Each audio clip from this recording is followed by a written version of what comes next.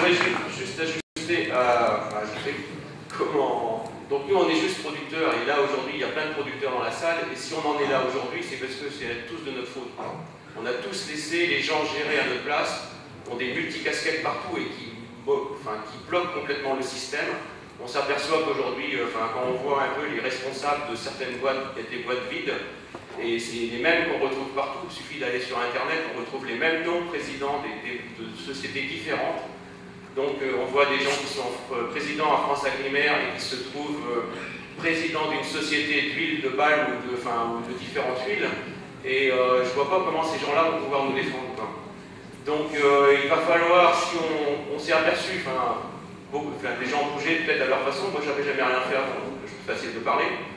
Et j'ai rattrapé depuis quelques mois. Et je pense que...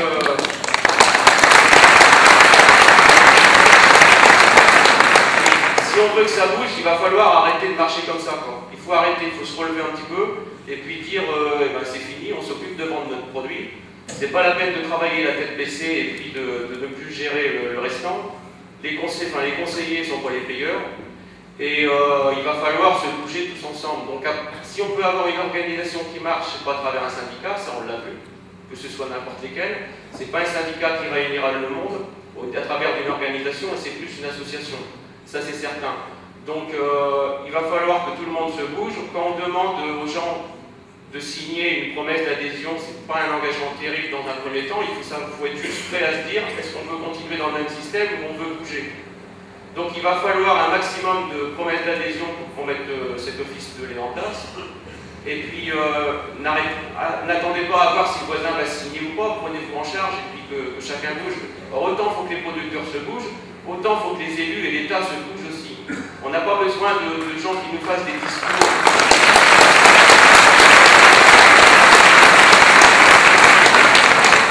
On n'a pas besoin de gens qui fassent des discours en nous disant qu'ils vont parler de régulation, qui parlent que c'est bien ce qu'on fait. On a besoin de gens qui parlent de l'API, de l'EMB, et qui prononcent ces mots-là partout. Et s'ils veulent vraiment qu'on change les choses pour l'avenir, il faut qu'ils s'investissent. Et c'est pas pour des élections, pour des paroles, mais c'est pour une idée qu'il faut se battre. Voilà.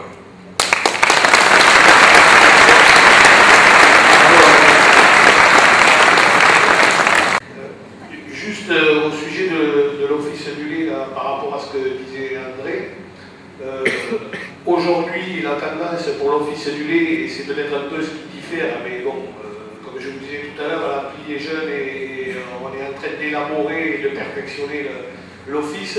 Pour l'instant, l'office reste une entité de négociation et aussi sera une structure à côté de l'appli, différente de l'appli. Notamment parce que dans le collège producteur, le seul point commun qu'on aura, c'est d'être producteur. Quelles que soient les idées, les tendances, le point commun, c'est d'être producteur. Et en fait, l'appli, la différence, c'est que l'office du lait, ça se veut une entité, on va dire, économique, et pas une entité syndicale, quoi. Le point commun, c'est d'être producteur.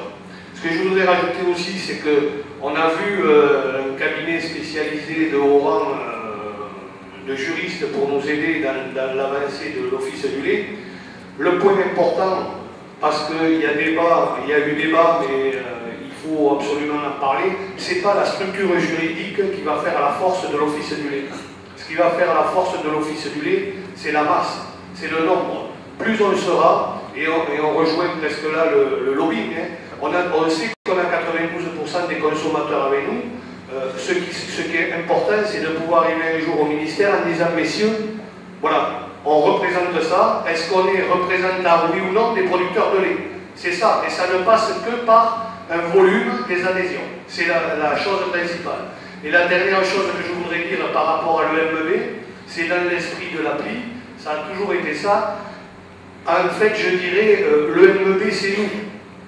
Et on a une productrice allemande ce soir, elle va rentrer dans son pays et témoigner de la mobilisation qui se passe en France. On va aller, et ça a été une volonté de l'appli, en Allemagne, témoigner, montrer qu'on avance dans l'office du lait. Le MEB existe depuis plus de 4 ans. Nous, on est à l'ERAN depuis 6 mois. Donc il ne faut rien attendre de l'EMEB et rester passif en disant mais qu'est-ce qu'ils font? L'EMEB c'est nous, l'Europe c'est nous, de même qu'avoir des cotisations pour des engagements pour l'office du lait, c'est vous, c'est aller voir votre voisin, c'est aller voir votre cousin, c'est aller voir la famille. Voilà, il ne faut rien attendre de personne et se prendre en main pour se défendre. Voilà l'esprit de tout ce qui a été dit dans sur l'office du lait.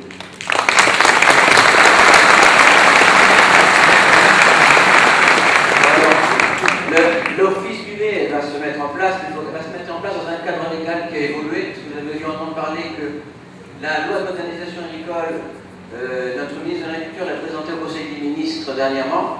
Donc on a déjà des éléments là-dessus, et Nicolas et Mathieu ont planché sur la lecture des 40 et 50 pages de l'AMA, et ils vont nous faire un résumé en 10 minutes. Ok, en 10 minutes. Donc bonsoir, effectivement, donc on s'est inspiré pour travailler sur la LMA d'un document qui est issu du service de presse de l'Élysée et qui date de mercredi dernier, enfin du Conseil des ministres de mercredi dernier, donc il était encore tout chaud. Donc en fait, au départ, j'appréhendais de me lancer dans la lecture des 50 pages, et puis parce que ça paraît complexe, il y a beaucoup d'articles et de renvois à des articles du Code rural, et il y en a tout un paquet. Donc pour moi qui suis producteur de lait, ça me paraissait très compliqué, et en fait, finalement, après l'avoir lu 2 fois, je me suis dit que c'était très simple. Pourquoi? Parce qu'il n'y a pas grand-chose dedans. Alors,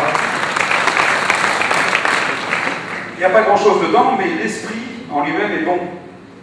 Le problème, c'est que, bon, ben, comme il n'y a pas grand-chose dedans, heureusement qu'il n'y a pas grand-chose dedans, parce qu'il n'est pas trop tard pour rajouter, parce qu'en fait, ce sont les députés donc, qui vont la voter, et donc ils vont plancher dessus, et c'est donc le moment maintenant de prendre contact avec eux et de les rencontrer pour pouvoir leur filer des petits tuyaux et qu'ils ne fassent pas tout ce qu'ils veulent, quoi. Nous, j'estime que nous, les producteurs de lait, on a notre mot à dire, mais ça ne concerne pas que les producteurs de lait, ça concerne toute l'agriculture. Donc ça englobe toutes les productions, et ça va jusqu'à la sylviculture, la congéliculture, l'aquaculture, enfin bref. C'est peut-être pour ça qu'il y a beaucoup de pages aussi. Donc j'ai retenu, par rapport à l'esprit de la loi, l'idée originelle, c'est de renouveler le pacte de confiance qui lie la nation à ses producteurs. Donc ça, jusque-là, tout va bien. J'ai relevé 6 points importants. La LMA fait de l'alimentation la priorité de l'agriculture à travers une politique globale de l'alimentation. Donc, il y a tout un paragraphe sur la politique de l'alimentation. Alors, j'ai relevé, par exemple, des choses intéressantes. Par exemple, si les Français consommaient, comme le recommandent les nutritionnistes, il faudrait multiplier par 3 la production nationale de fruits, de légumes et de produits laitiers. Donc j'ai trouvé ça marrant, je me suis dit, ils ont du pain sur la planche, parce que si on veut vraiment que ça nous profite, il y a une grosse communication à faire au niveau du gouvernement sur la façon de consommer pour les Français. Mais ça part d'un bon sentiment, parce qu'il compare nos chiffres, je crois que c'est 10% d'obésité en France, et par rapport aux 25% des Américains, eux, ce qu'ils veulent, c'est forcément éviter d'arriver aux chiffres des Américains, mais ils sont conscients que si on ne fait rien, dans 10 ans, on atteindra les 20%. Ensuite, j'ai retenu un deuxième point, un deuxième chapitre, un grand chapitre. C'est la LMA veut renforcer la compétitivité de l'agriculture et contribuer à la stabilisation du revenu des agriculteurs par la conclusion de contrats écrits avec les acheteurs et une meilleure couverture des risques.